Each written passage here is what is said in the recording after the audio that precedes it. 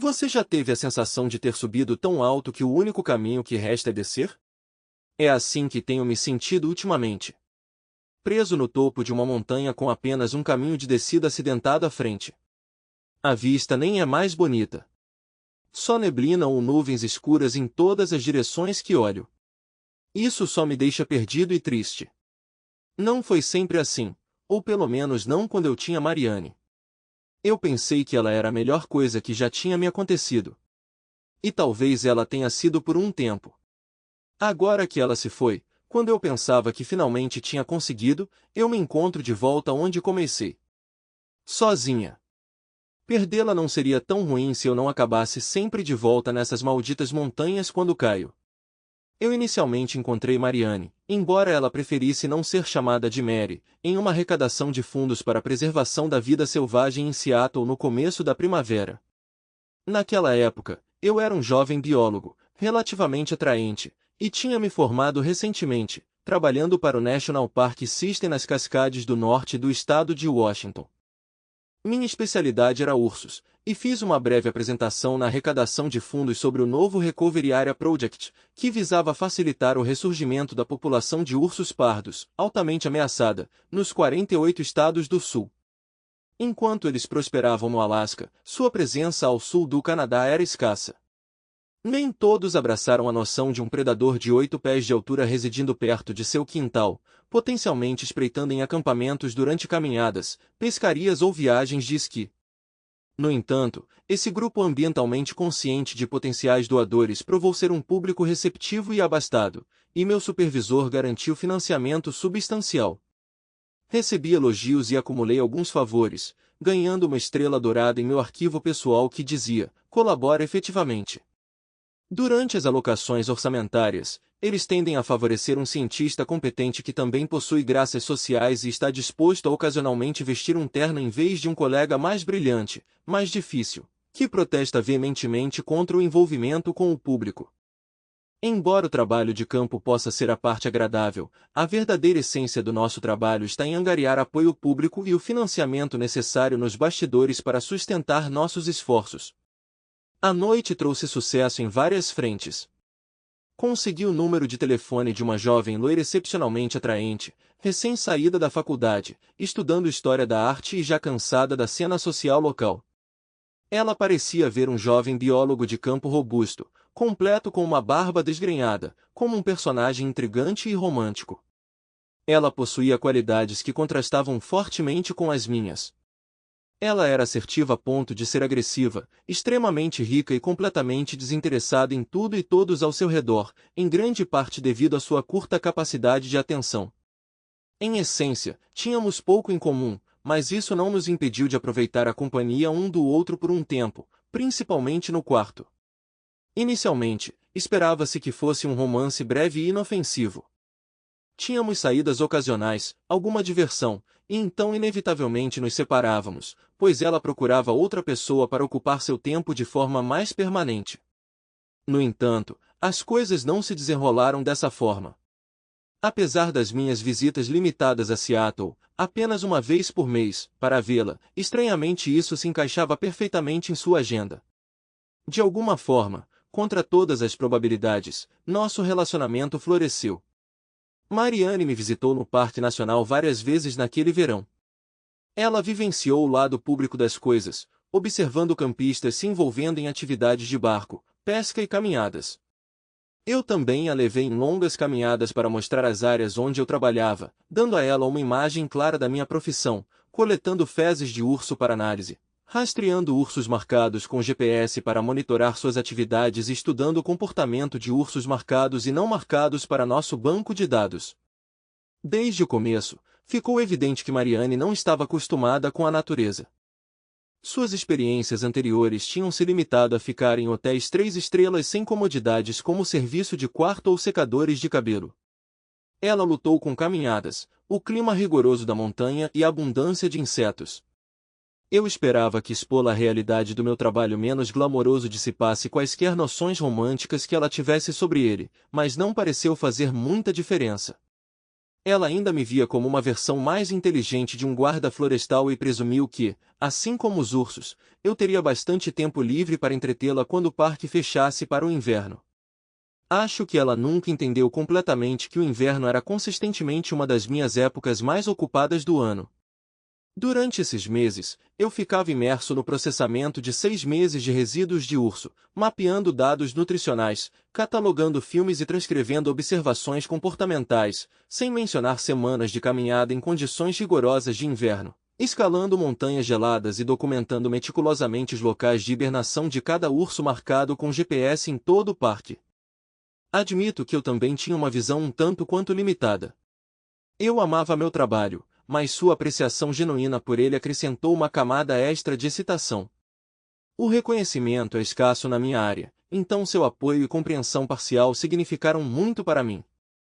Parecia que nenhum de seus outros amigos ricos fez algo realmente significativo com suas vidas.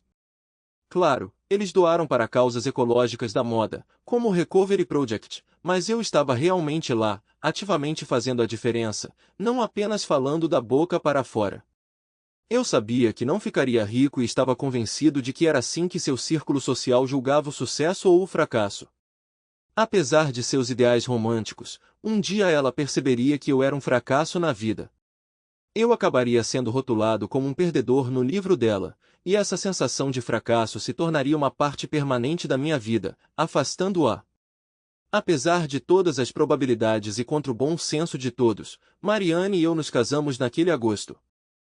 Ela teve o grande casamento na igreja que provavelmente custou mais do que meu salário anual, mas não prejudicaria os gastos discricionários do pai dela.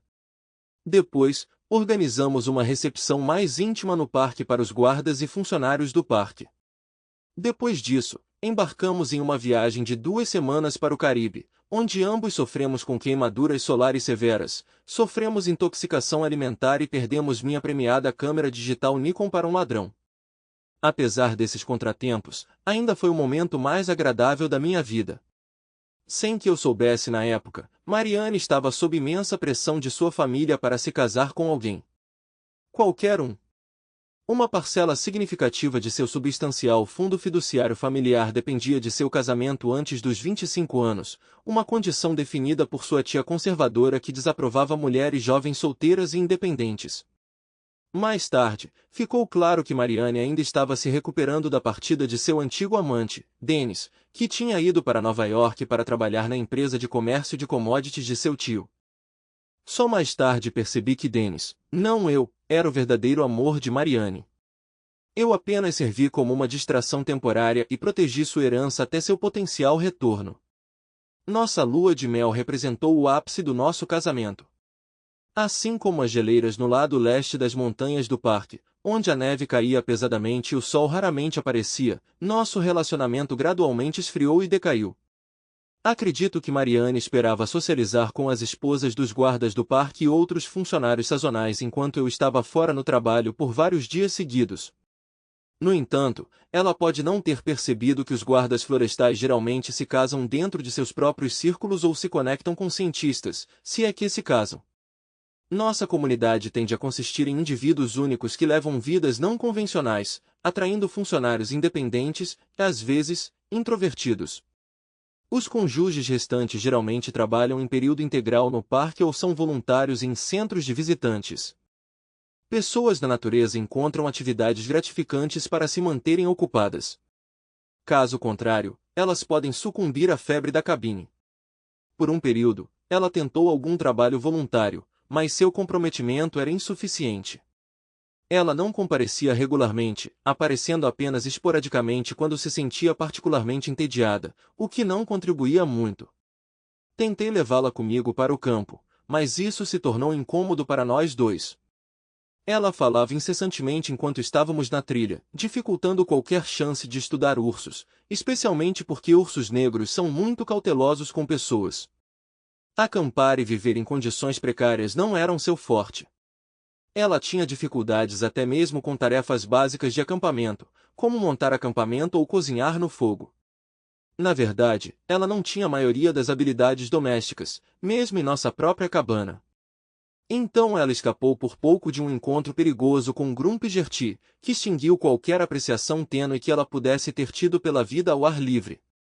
O final do outono representa um dos maiores riscos para encontrar ursos, especialmente os mais velhos.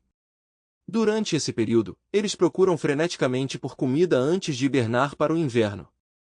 Ursos mais velhos, geralmente mais lentos e menos nutridos, ficam cada vez mais desesperados por uma refeição de última hora. É uma ocasião rara quando o urso preto, tipicamente tímido, pode se tornar agressivo com humanos, e ursos pardos, como a velha porca Gertie, sempre mal-humorada, podem se tornar predadores mortais. Gertie tinha dado à luz recentemente sua última ninhada de filhotes este ano, e uma das primeiras lições para campistas inexperientes é entender que uma mãe porca, com filhotes, é incrivelmente perigosa. Mariane e eu estávamos no meio da travessia de um pequeno riacho quando, das árvores e arbustos densos do lado oposto, dois filhotes animados emergiram, curiosos sobre nossa presença e ansiosos por uma bebida. Eu urgentemente instruí Mariane a recuar imediatamente e encontrar uma árvore para escalar do nosso lado do riacho, mas ela hesitou. Achando os filhotes adoráveis, ela poderia ter tentado se aproximar deles se eu não a tivesse impedido firmemente.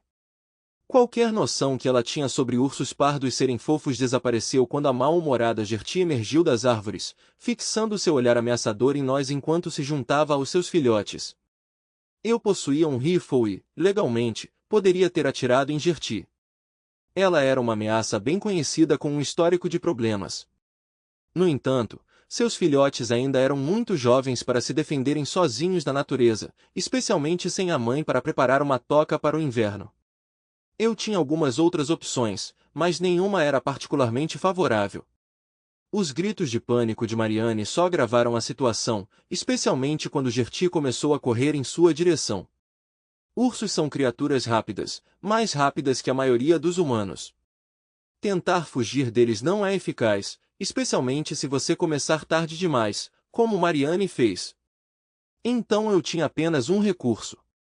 Para interceptar o caminho de Gertie e encharcar seu rosto completamente com repelente de urso, um spray de pimenta potente com dissuasores adicionais projetados para capturar a atenção total de um urso. Eu nunca me aventuro para fora da minha cabine sem ele. Ele funcionou. Gertie reagiu mal ao spray, golpeando-me com uma força que poderia ter sido fatal se eu ainda estivesse de pé.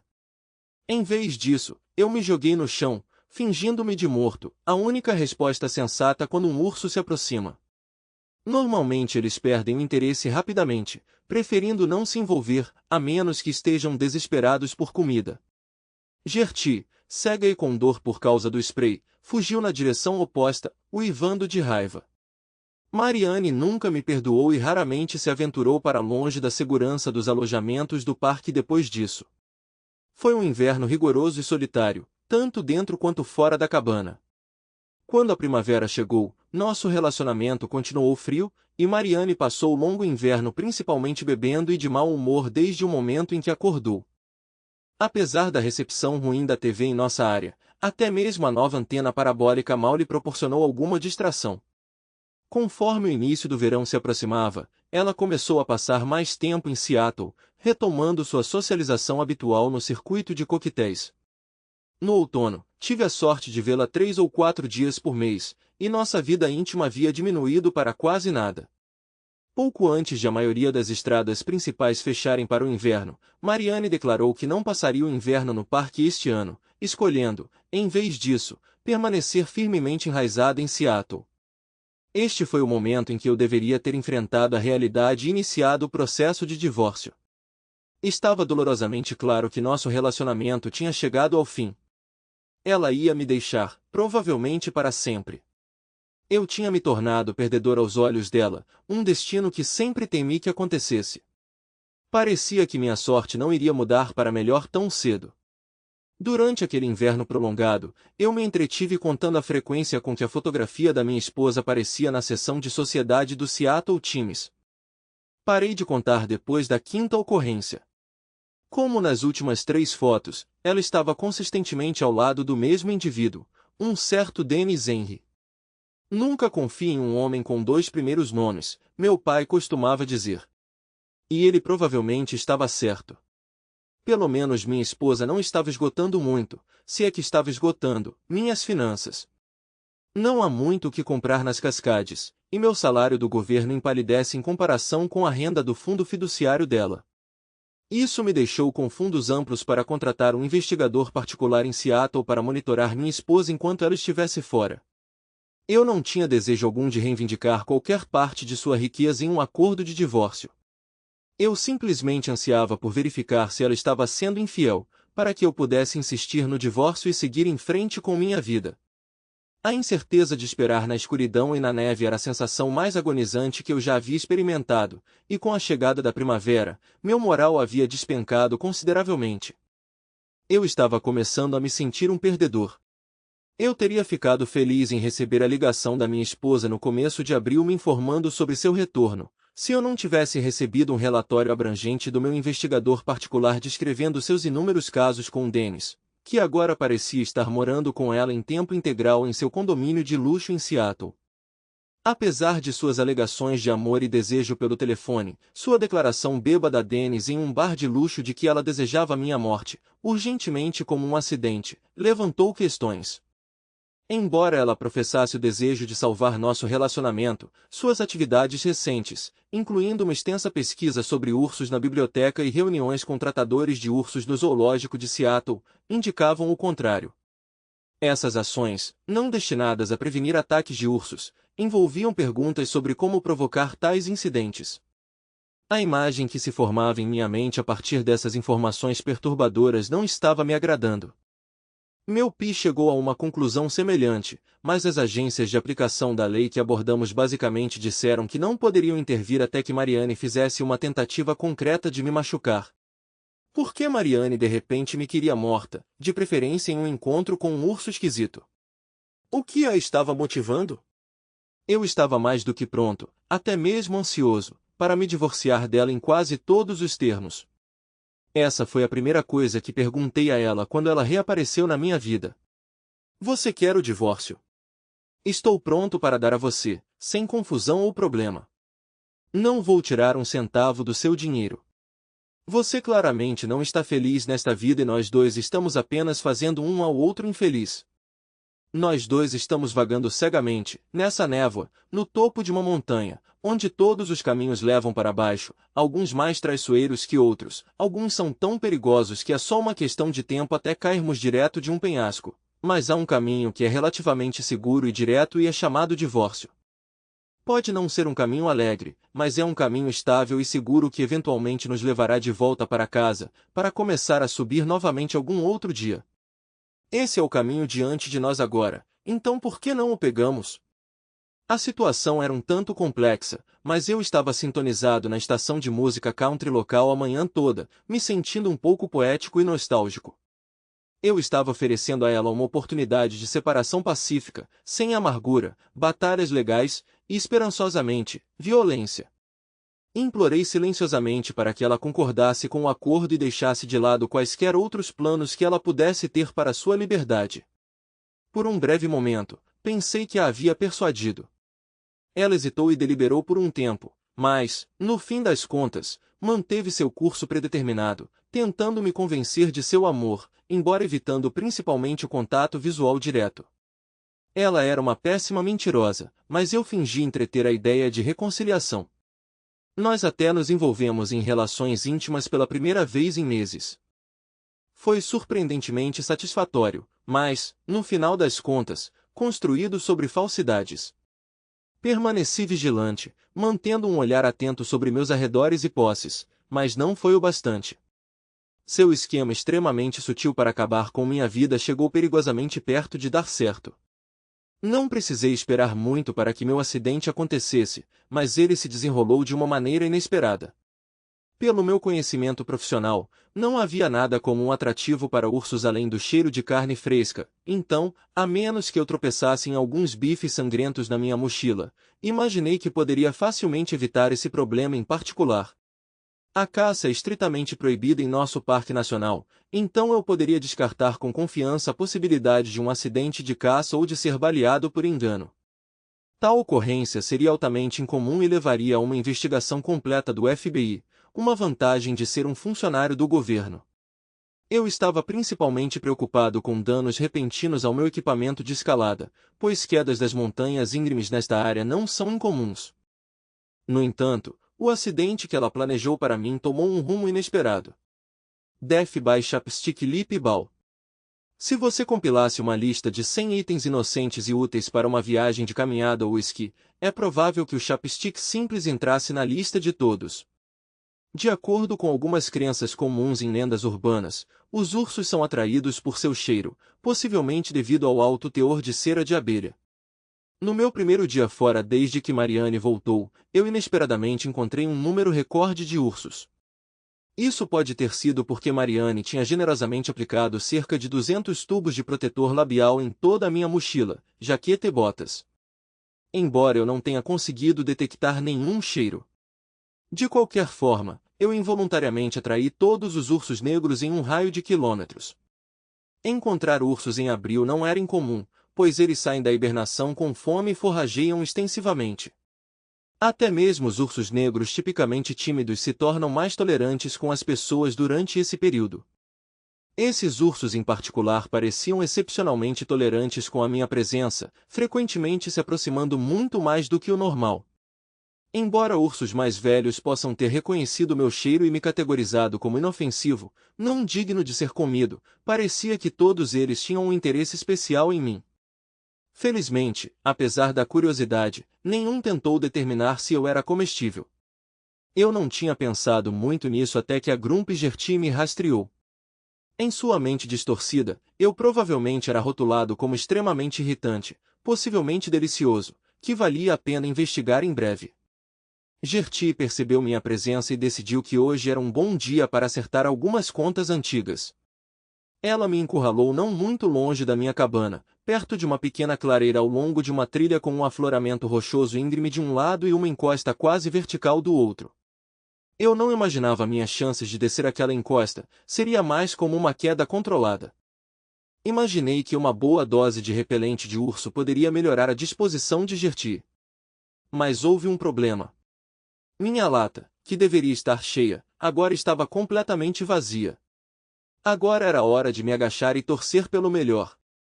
Meu rifle estava pendurado no meu ombro, mas não havia tempo para sequer considerar usá-lo. Eu me encolhi em posição fetal, protegendo minha cabeça e evitando contato visual com o urso enfurecido o máximo possível. Fingir-se de morto geralmente funciona, e funcionou dessa vez também, principalmente porque havia algo atraente na minha mochila. Parecia que ela queria isso como seu primeiro prato. Gertie se divertiu muito no começo, batendo em meu corpo imóvel e tentando arrancar a mochila dos meus ombros. Eu tive que me mover com cuidado, mas consegui soltar minhas mãos das alças o suficiente para Gertie arrancar completamente minha mochila com mais alguns golpes e jogá-la por uma ladeira íngreme, quase íngreme.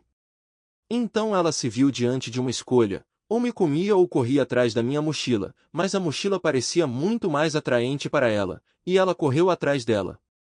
Minhas costas estavam levemente arranhadas, eu tinha um ferimento no quadril esquerdo, e havia marcas de mordidas na parte de trás dos meus braços e no meu pescoço, onde ela tentou torcer meu pescoço, mas felizmente a mochila me protegeu principalmente ali. Não esperei que ela voltasse e saí rapidamente antes que Gertie demonstrasse o menor desejo de me seguir. Na primeira oportunidade, parei para tomar um banho refrescante com água gelada para lavar quaisquer odores restantes e tratar meu pé, embora eu suspeitasse que qualquer fragrância usada para rotulá-lo estivesse principalmente na minha mochila. Limpei meus sapatos para remover a sujeira, mas notei que minha jaqueta, ao ficar molhada, tornou-se surpreendentemente à prova d'água, então relutantemente a enterrei. Todo o resto parecia estar em condições decentes. Eu lentamente manquei para casa e não vi mais nenhum urso. Eu ainda não tinha decidido completamente como lidar com minha esposa infiel e assassina, mas concluí que meu primeiro passo seria localizar um guarda florestal que pudesse então contatar a polícia do parque, o xerife do condado ou um delegado federal, ou todos os três. Crimes em parques nacionais podem se complicar rapidamente. Dizem que os guardas florestais nunca estão por perto quando você precisa deles, exceto para acender fogueiras ilegais ou caçar em lugares errados, mas havia um aqui e agora esperando na frente da minha cabana. Eu tinha notícias infelizes para ele e parecia que ele tinha notícias ainda piores para mim. Enquanto minha afetuosa esposa fingia se reconciliar comigo, seu amante Dennis, que tinha vindo junto nessa viagem para apoio moral, montou acampamento no acampamento mais próximo da nossa cabana para esperá-la. Ele não era um campista novato e estava indo bem até que Mariane, sua amante, chegou ao acampamento logo depois que eu saí para minha caminhada diária, carregando uma bolsa com cerca de 200 tubos vazios de protetor labial. Ela não queria descartar as evidências aqui. Isso levantaria suspeitas sobre o porquê de ela precisar de tanta proteção labial. Então ela os esvaziou em um saco de lixo para levar de volta para Seattle para descarte discreto. Ela nunca teve a chance. Grump Gertie os encontrou primeiro. Minha lembrança da sequência exata dos eventos é um pouco confusa, mas de acordo com os guardas que investigavam o incidente e uma equipe do FBI que chegou mais tarde naquele dia, Mariane foi direto para seu amante assim que eu estava fora de vista da nossa cabana. Eles estavam na tenda de Dennis, completamente despidos, celebrando entusiasticamente o que achavam que seria seu sucesso. Então Gertie tropeçou em seu acampamento, atraída pelo cheiro de tubos de protetor labial. Se tivessem ficado quietos, poderiam ter ficado bem. Mas Mariane, com medo de ursos, especialmente Gertie, gritou alto. Gertie, sendo má e talvez mais inteligente do que o urso médio, reconheceu o grito de Mariane e decidiu buscar vingança em uma refeição. Depois de satisfazer sua fome temporariamente, ela seguiu o rastro de cheiro até minha cabana e eventualmente me localizou. Felizmente, havia pelo menos uma testemunha que sobreviveu para confirmar os detalhes importantes. Dennis conseguiu sobreviver ao ataque brutal, embora tenha sido gravemente mutilado e deixado permanentemente incapacitado. Sua habilidade de se fingir de morto provavelmente salvou sua vida até Gertie ir embora. Mariane, no entanto, suportou o peso da raiva e da fome de Gertie e não se saiu tão bem. Seus restos mortais necessitaram de um funeral de caixão fechado, um fim trágico para sua provação. Fiquei oficialmente viúvo e, de forma um tanto inesperada, herdei uma fortuna significativa do espólio da minha falecida esposa.